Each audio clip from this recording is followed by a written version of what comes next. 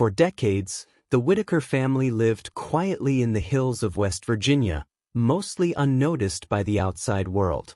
Their lives followed a rhythm that didn't change much with time. Same porch, same routines, same familiar faces sitting side by side day after day. They weren't perfect. They weren't polished. But they were together. And for them, that was everything. People who grew up nearby knew the family as a constant presence. You could drive past their place year after year and see the same figures sitting outside, waving or nodding, existing in a way that felt untouched by the rest of the world's urgency. The Whittakers didn't chase trends, success, or attention. They survived. They adapted. They stayed close. When the internet found them, everything shifted. At first, it seemed harmless. Curious viewers watched videos and asked questions. Some laughed, some felt uncomfortable, some felt protective. Others felt sympathy. Slowly, attention turned into fascination, and fascination turned into obsession. The family became a subject instead of people. Their lives, once private in their isolation, were suddenly dissected frame by frame. Still, through it all, the family remained together. They sat on the porch. They ate together. They argued, laughed, and relied on one another in the only ways they knew how. Betty kept watch. Larry spoke when needed. BJ moved in and out of trouble but always came back. Timmy, Ray, and Lorraine existed within the boundaries of the world they understood, supported by familiarity and routine. Then came the accusation. It didn't arrive with sirens or flashing lights. It didn't come from a courtroom or a judge. It came through conversations, whispers, and recorded words that carried far more weight than anyone realized at the time. One statement, one claim, one version of events that immediately fractured everything the family had held onto. The accusation wasn't just about wrongdoing. It was about trust. It was about safety. It was about whether the life they had lived together for decades was suddenly being redefined as something dangerous. And once it was spoken aloud, there was no taking it back. Authorities became involved. Questions were asked that the family didn't fully understand.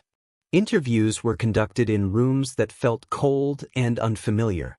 Words were put into forms, reports, and official language that didn't reflect the way the Whittakers communicated with each other. To the system, this was procedure. To the family, it was chaos.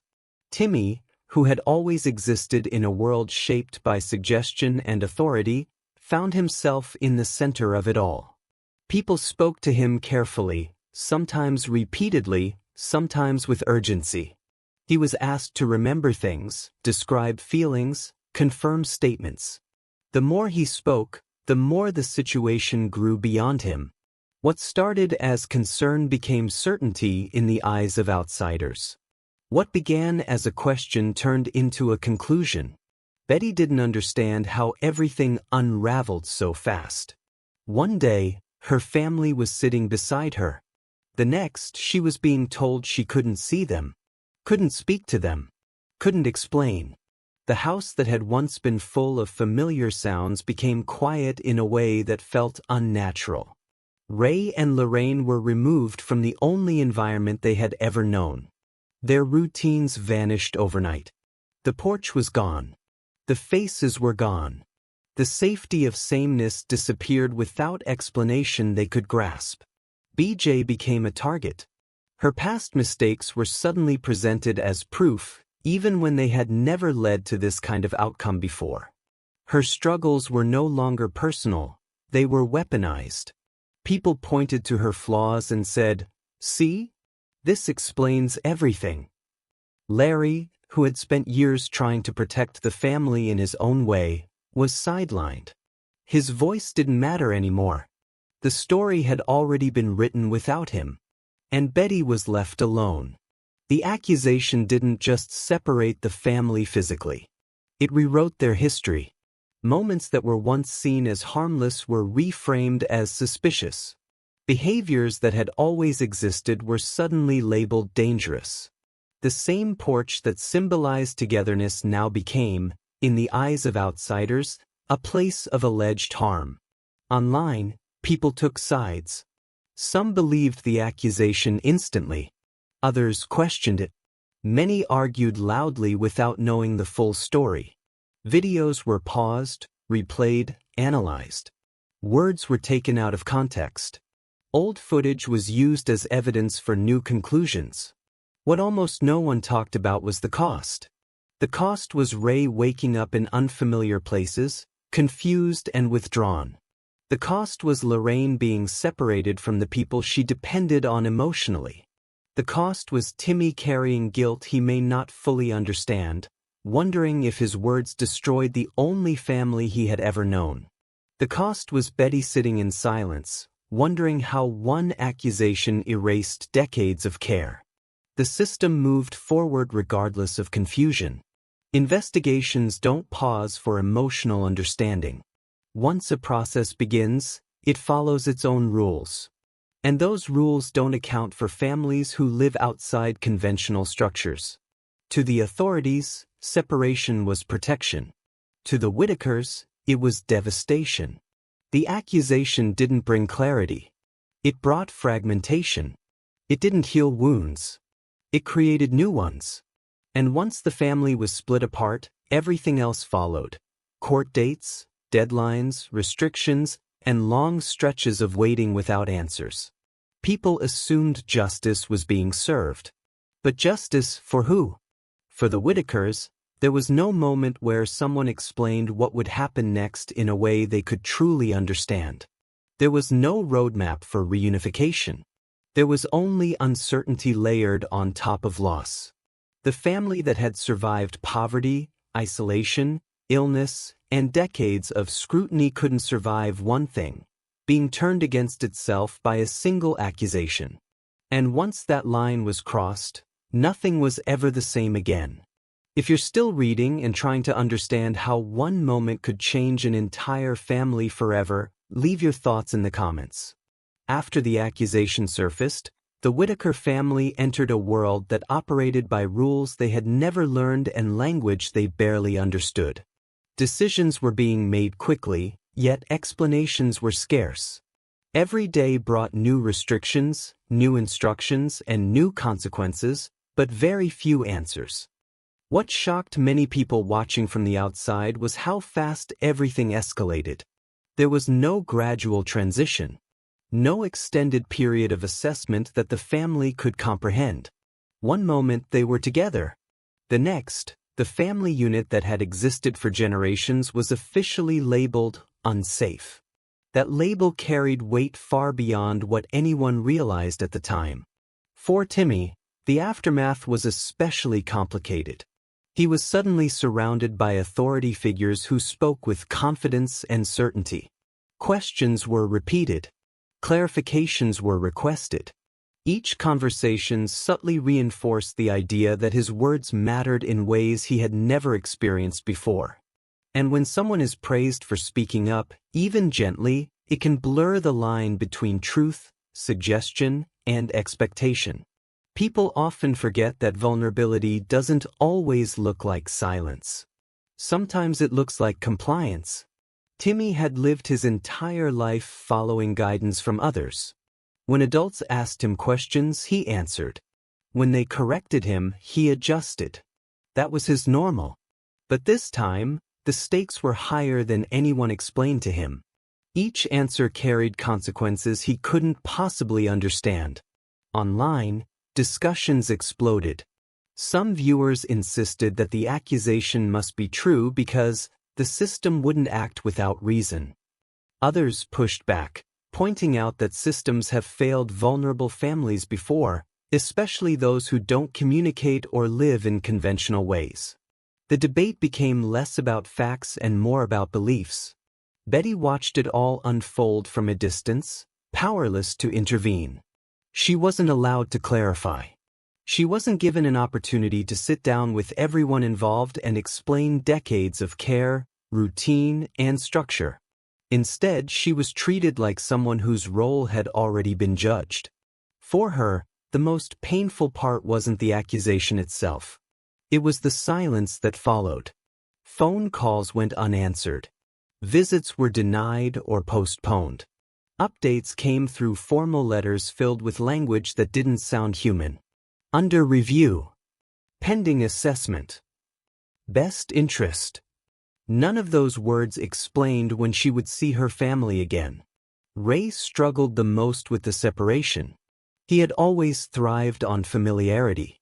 The porch. The voices. The routine of sitting, standing, pacing, returning. When all of that disappeared, something in him shut down. People who later encountered him noticed the change immediately. He was quieter, less animated, less present. Lorraine, too, was displaced from the emotional anchors that made her feel safe.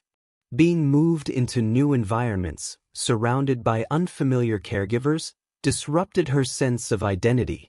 The people who knew her best were no longer there to interpret her needs or comfort her in the ways only family can. BJ, meanwhile, found herself cast in a role she couldn't escape. Her past mistakes were now central to the narrative, regardless of whether they were relevant to the accusation itself. People spoke about her as if her entire life had been leading to this moment. Every struggle became evidence. Every flaw became confirmation. No one talked about growth. No one talked about effort. No one talked about the fact that people can change. Larry tried to speak up, but his voice carried little weight. He wasn't the accuser. He wasn't the authority. He was just another family member insisting that what was being said didn't match what they had lived. And in systems built on documentation and procedure, lived experience often comes last. As weeks turned into months, the accusation stopped being questioned and started being treated as fact in public conversations. The word alleged disappeared. Assumptions hardened. People who had never met the family began to speak with certainty about what had happened behind closed doors. The internet doesn't wait for outcomes. It decides. What made the situation even more devastating was that no clear resolution was offered. The family wasn't told, "Here is what you must do to reunite." There was no checklist, no timeline, no reassurance. Only vague expectations and endless waiting. For Betty, each day felt like a punishment without a sentence. She replayed memories constantly. Meals cooked. Clothes washed. Arguments resolved. Holidays spent together. She questioned herself endlessly, wondering if she had missed something, misunderstood something, or failed in some invisible way. That kind of doubt eats away at a person, especially when they are denied the chance to defend themselves. The accusation didn't just remove the family from one another. It planted fear. Fear that any word spoken could make things worse. Fear that pushing too hard would be seen as resistance. Fear that silence would be interpreted as guilt. The family existed in a state of emotional paralysis, unsure of how to move forward without causing further damage. Supporters online tried to help, but even that became complicated. Donations, messages, and public pressure sometimes backfired, drawing more scrutiny instead of relief. What was meant as advocacy occasionally felt like interference. The family didn't need attention anymore. They needed understanding. They needed professionals who could see beyond reports and labels. They needed advocates who understood disability, poverty, and non-traditional family structures. They needed patience. They needed time. Instead, they were given separation. As the months passed, the original accusation faded into the background, replaced by the reality it had created. Whether true or not, the damage was done. The family was no longer whole. Relationships were strained by distance and confusion. Trust in outsiders was shattered. And the hardest truth of all was this: even if the accusation were eventually dismissed or softened, nothing could undo what had already happened. The Whittaker family had been changed forever, not because of a proven act, but because of the aftermath of an unproven claim. The porch would never feel the same again. If you're still following the story and grappling with how one accusation reshaped an entire family, share your thoughts in the comments. As time moved on, the Whittaker family found themselves trapped in a strange limbo, neither reunited nor fully separated in spirit. The world around them kept moving, but their lives were frozen at the moment everything changed. Each day felt like a continuation of the same unanswered question: what happens now? For Betty, the days became defined by waiting. Waiting for a call. Waiting for permission. Waiting for someone to finally explain what the future looked like. She woke up every morning with the same routine she had followed for decades, even though the people she built that routine around were no longer there. Old habits die hard when they're rooted in love. She still cooked as if more mouths would be at the table. She still caught herself listening for familiar sounds. And every evening, she sat with the same quiet ache, wondering if her family felt as abandoned as she did. The system moved slowly, but the emotional toll moved fast. Every interaction with officials felt distant and procedural. Questions were asked, notes were taken, and reassurances were offered in vague terms. But there was no warmth in it. No sense that anyone truly understood what had been lost. To them, it was a case. To Betty, it was her entire world. Ray's condition continued to change in ways that worried those who knew him best. Without his familiar surroundings, he struggled to regulate himself. The energy that once defined him faded. His spark dimmed. He complied when told, but compliance isn't the same as well-being. The people around him saw calm. The people who loved him saw absence. Lorraine, too, showed signs of emotional withdrawal. She followed instructions. She nodded when spoken to, but her eyes no longer lit up the way they once had. The connection she shared with her siblings and caretakers was irreplaceable, and no amount of structure could fill that gap. Timmy was caught in a storm of guilt and confusion. He was old enough to sense that something had gone wrong, but not old enough to fully understand how or why. He overheard fragments of conversations. He noticed the way adults spoke carefully around him now. He wondered if his words had done something terrible. No one sat him down and explained the consequences in a way he could process. Instead, the silence spoke for itself. BJ's isolation deepened as public judgment intensified. Her name became shorthand for blame in online discussions. People spoke about her as if she were the root of every problem, ignoring the reality that addiction, struggle, and recovery are complex journeys. She wasn't perfect, but perfection had never been required of anyone else. What hurt her most was not the criticism from strangers, but the way the narrative erased her humanity. Her love for her family was never questioned by those who truly knew her. Yet online, her entire identity was reduced to her worst moments. Larry tried to be the steady presence he had always been, but even he was wearing down. He felt invisible in a process that didn't seem to value first-hand experience. He watched as others spoke about his family without ever speaking to them. He wanted to protect them, but he didn't know how to fight a system that spoke a language he didn't understand. The family's story had become fragmented, told in pieces by people who weren't living it. Supporters remained divided. Some believed the system was doing what it had to do. Others believed the family had been unfairly targeted. But over time, the loudest voices weren't always the most informed. Speculation replaced patience. Judgment replaced empathy. And through it all, the family waited. What became increasingly clear was that the accusation had shifted the burden of proof. Instead of the system needing to justify the separation, the family was expected to prove they deserved to be whole again. That subtle shift changed everything. Every visit, when allowed, felt monitored. Every word was measured. Every emotion was restrained. The family learned quickly that showing frustration could be interpreted as instability, while silence could be seen as acceptance. There was no safe way to simply be human. Betty often wondered how a family could survive something like this intact. She questioned whether love alone was enough when distance and doubt were constantly reinforced.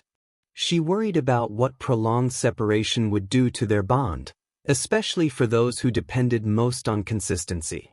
She worried about forgetting and being forgotten. As months passed, the original accusation became less important than the consequences it had created.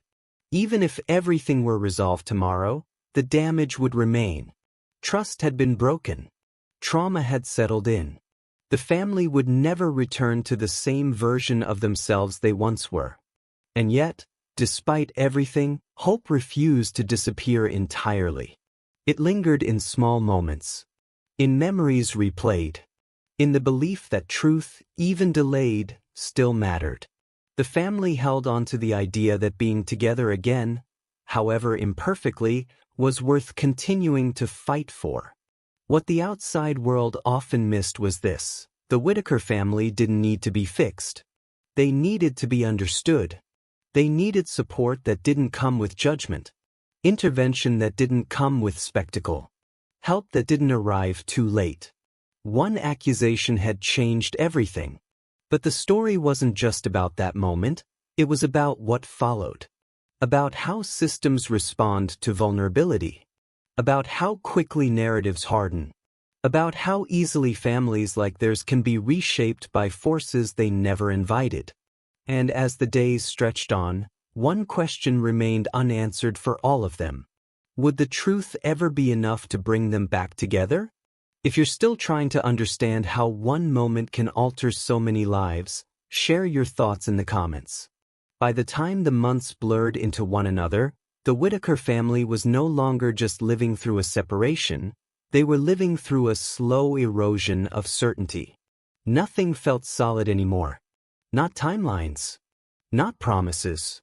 Not even memories, which now carried a sharp edge of grief alongside warmth. Betty felt the change most in the quiet. Silence had always been part of her life, but this was different. This silence wasn't peaceful. It wasn't earned at the end of a long day. It was heavy, imposed, and full of things left unsaid.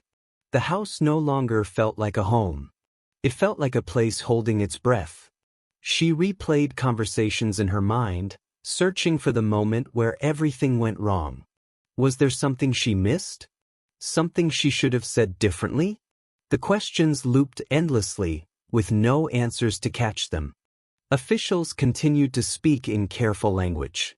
Words like progress, evaluation, and review were used often, but they meant very little when stripped of clarity. Each update sounded hopeful enough to prevent outrage, yet vague enough to avoid accountability. It was a balance the system knew well. Betty learned that hope could be exhausting. Visits, when allowed, were controlled and brief.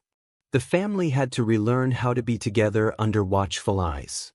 Natural affection became something to measure. Every hug felt timed. Every reaction felt observed. Love was no longer instinctive, it was regulated. Ray struggled the most during these moments. He recognized faces, voices, familiar energy, but the context was wrong. He didn't understand why togetherness now came with limits. The confusion showed in his posture, his expressions, the way he withdrew when the visit ended. Each goodbye reopened the wound. Lorraine tried to remain calm, but the emotional toll crept in quietly. She adapted on the surface, doing what was asked of her, but inside she felt disconnected. The comfort of routine was gone, replaced by unfamiliar expectations. She missed the freedom to simply exist without being assessed. Timmy's internal conflict deepened. He began to carry a weight that didn't belong to him. Guilt settled in mixed with fear. He sensed that adults were treating him differently now, not as a child, but as a catalyst. No one explained to him what role his words had played, but he felt responsible all the same. That kind of burden changes a person. BJ, watching from the margins, felt both anger and shame battling inside her. She wanted to scream that she was still a sister, still family, still human. But every attempt to speak was met with skepticism or dismissal. The label placed on her was easier for people to accept than the truth of her complexity. Recovery is rarely linear, and BJ's journey had never been simple. But now, her past was being used to justify her exclusion, not just from public sympathy, but from meaningful involvement in her family's future. She wasn't allowed space to grow, only space to be judged. Larry, who had always believed that persistence could solve most problems, began to feel powerless. He attended meetings. He answered questions. He complied. Yet the outcome never seemed to change. He realized that cooperation alone wasn't enough when the system had already decided how to see them. The hardest part wasn't being unheard, it was being misunderstood. Online, the conversation continued to fracture. Some supporters drifted away, tired of waiting for resolution. Others doubled down, arguing fiercely about who was to blame. The family's story had become entertainment to some, debate material to others. Rarely was it treated as a living, breathing reality. People spoke with certainty about things they couldn't possibly know. What got lost was the emotional cost of being suspended indefinitely. Trauma doesn't require violence to take root. It grows in uncertainty, in prolonged fear, in the absence of control. Every member of the family was carrying it in different ways. Betty worried about what would happen if this dragged on for years. She feared that the longer they were apart, the easier it would become for the world to accept that separation as permanent. Time, she realized, was not neutral. It was working against them. She also feared what reunion would look like, if it ever came. Would they recognize each other the same way? Would trust return? Would the joy outweigh the pain, or would the scars always speak louder? The accusation itself no longer needed to be proven true to have lasting consequences. Its existence alone had altered everything. That was the cruelest part. Even in doubt, it had power. Even without resolution, it dictated their lives. And yet, through all of this, one thing remained unchanged: the family's love for one another. It showed in small gestures.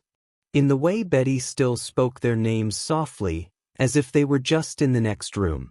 In the way Ray responded to familiar voices, even through confusion. In the way Lorraine relaxed, even briefly, during visits. In the way Timmy's eyes searched for reassurance. Love didn't disappear. It just had to survive under pressure. As the weeks passed, it became clear that healing, real healing, would require more than paperwork and compliance. It would require acknowledgement of harm, accountability for mistakes, and above all, humanity. But systems aren't designed for that. They are designed for procedure. And families like the Whittakers often get lost in the space between intention and outcome. One accusation had changed everything. But the damage wasn't just in what was said, it was in how the aftermath unfolded. In how quickly people chose sides. In how slowly compassion moved. In how easily a family's voice was replaced by institutional authority. The question now wasn't just whether the family would be reunited. It was whether they would ever feel whole again.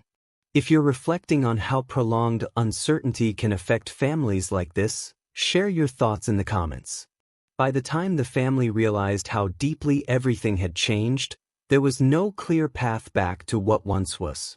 The accusation had not only split the household, it had reshaped identities, relationships, and futures in ways no one had prepared for. What lingered was not just loss, but a quiet reckoning with the truth that some things, once broken, do not return to their original form.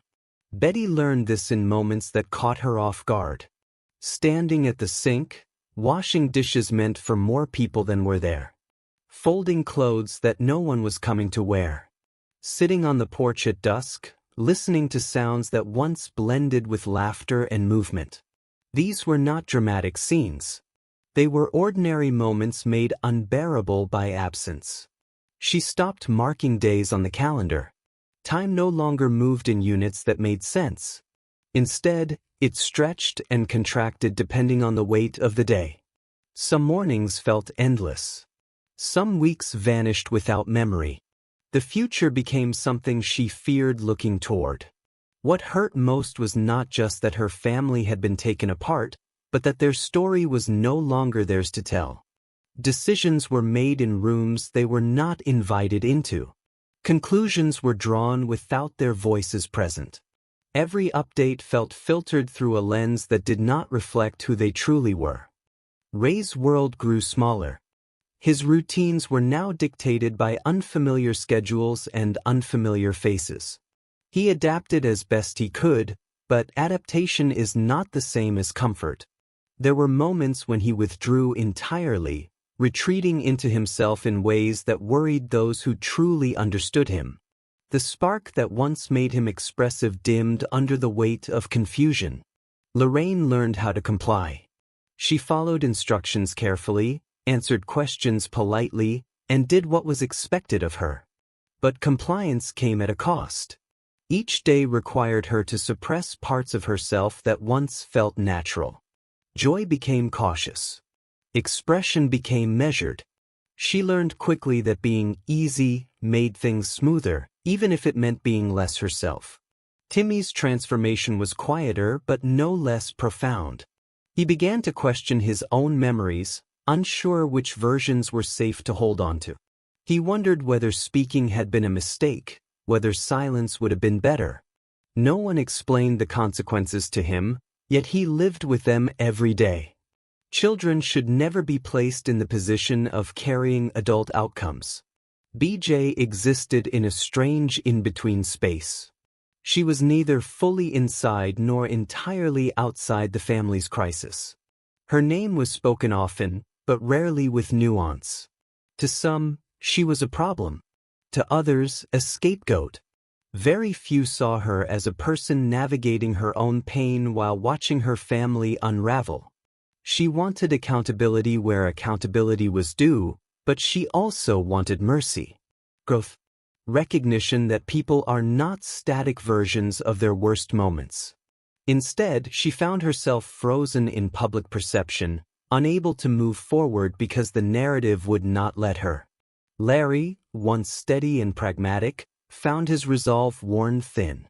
He had always believed that doing the right thing would eventually lead to the right outcome. Now, that belief felt naive. He saw how easily truth could be overshadowed by suspicion, how quickly reputation could outweigh reality. What unsettled him most was how normalized the situation had become. At first, people asked questions. They demanded explanations. They expressed outrage. Over time, that energy faded. The story became old news. The family's pain became background noise. And that is how damage becomes permanent. Not through a single act, but through prolonged indifference. The accusation no longer needed reinforcement. Its existence alone was enough to justify the family's continued separation. Even uncertainty worked in its favor. Even lack of resolution became a reason not to act. The system was comfortable with "not yet." For the Whittakers, "not yet" felt like a sentence without an end. They learned that innocence does not guarantee restoration, that truth does not move as fast as rumor, that once a family is labeled unstable, every action is viewed through that lens. Love is questioned. Intentions are scrutinized. History is rewritten. Yet, despite everything, the family did not turn on one another. There were moments of frustration, of course. Moments when anger flared. Moments when grief came out sideways. But beneath it all, the bond remained. Frayed, strained, but present. That alone became an act of resistance. Betty refused to speak badly of her children. She refused to rewrite her love to fit someone else's comfort. She held on to the belief that truth, even when buried, still existed. That belief was fragile, but it kept her going. What haunted her most was the fear that reunification, if it came, would arrive too late. That the years lost would leave gaps too wide to bridge. That shared history would be replaced by separate survival stories. Trauma does not always announce itself loudly. Sometimes it whispers, reshaping relationships quietly until they no longer recognize themselves. The Whittaker family became an example of how systems designed to protect can also fracture. How accusations, even unresolved ones, can carry more weight than years of lived reality. How families without power, money, or advocacy are often left navigating outcomes they never chose. And how easily the public forgets once the spectacle fades. There was no clean ending to their story. No moment where everything was fixed. No resolution that made sense of the pain. What remained was endurance. The quiet, stubborn refusal to let the worst thing define everything that came after. One accusation had changed the Whittaker family forever. But it did not erase who they were. They were still people who loved deeply, even when it hurt. Still people who remembered life before scrutiny. Still people trying to hold on to dignity in a process that often stripped it away. Their story is not about perfection. It is about vulnerability. About what happens when a family becomes a case file. About the human cost of suspicion without closure. And it is a reminder that behind every accusation, every investigation, every decision made in the name of safety, there are lives that continue long after the attention moves on. If this story made you reflect on how quickly a single moment can alter an entire family's future, share your thoughts in the comments.